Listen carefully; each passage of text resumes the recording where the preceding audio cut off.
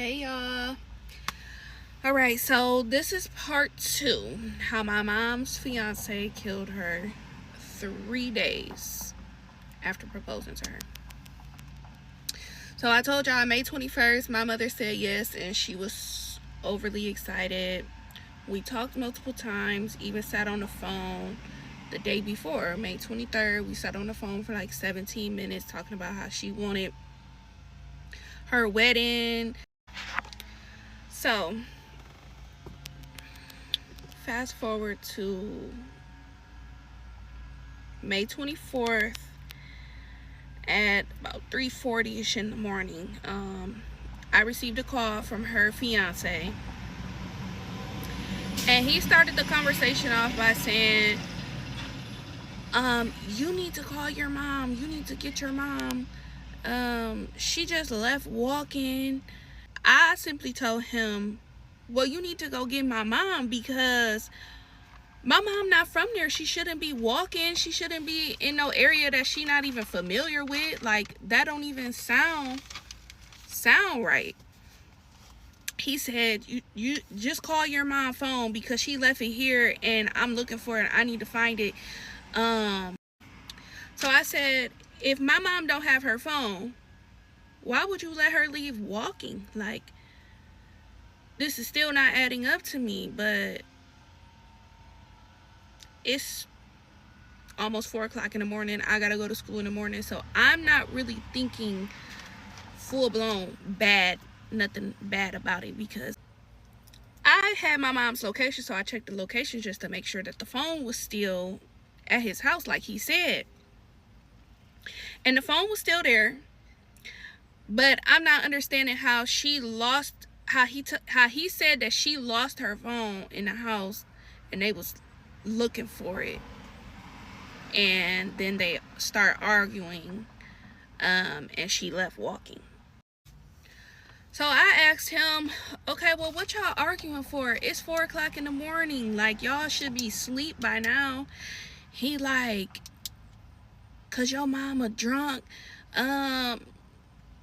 I told her that I didn't want to marry her alcoholic ass, and she said she didn't want to marry my dope fiend ass. Since I'm such a dope fiend, then we shouldn't be together. And you knew about her still talking to your stepdad, and if she don't want to be with me, she don't gotta be with me. You know, just going on and on and on about them arguing. And he said in the middle of them arguing, she threw her ring and said that she was over it. She didn't want to do this no more. So I politely asked, can you just go find my mom, please? Like, once you find my mom, then I could calm her down. I could talk to her, whatever. He said, oh, wait, here she go right here, ringing the doorbell excessively and banging at the door. She just keep banging at the door, ringing the doorbell. And I'm like, well, I don't hear no doorbell. I don't hear no doorbell, or I don't hear no banging or no loud noise. And then he started yelling and hung up the phone. So that kind of like threw me for a loop a little bit, because I never heard the doorbell. But I just gave it a little time, and then I called my mom's phone, since he said it was her at the door. But she never answered, and that was the last time I heard from him. I really only went back to sleep because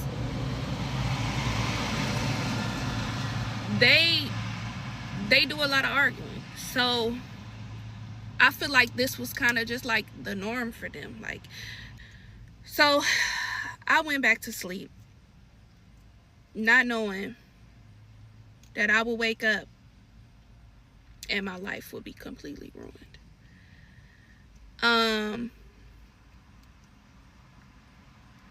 At 9:30 that morning, oh y'all, this so hard.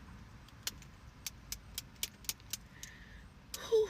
At 9:30 that morning, May 24th, I received a phone call from an Atlanta, Georgia number, and I wasn't going to answer because it wasn't his number. It wasn't a known number to me. So when I answered the phone, I'll never forget this.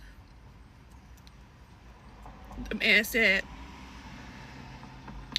"Hello, am I speaking with Andrea?" I said, "Yes." Max, who's calling?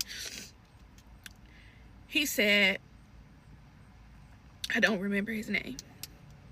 He said, "Are you Lakeisha's daughter?" I said, "Yes." He said, "I'm sorry to inform you, but your mother has passed."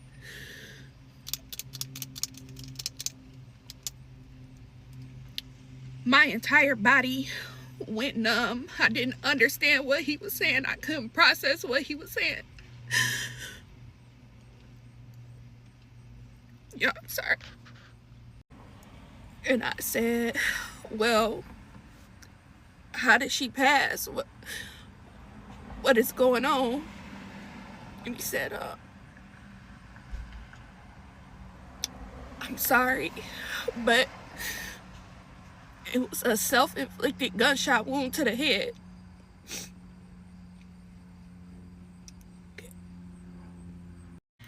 Y'all, telling this story is so hard. So I'm gonna take a break and make a part 3.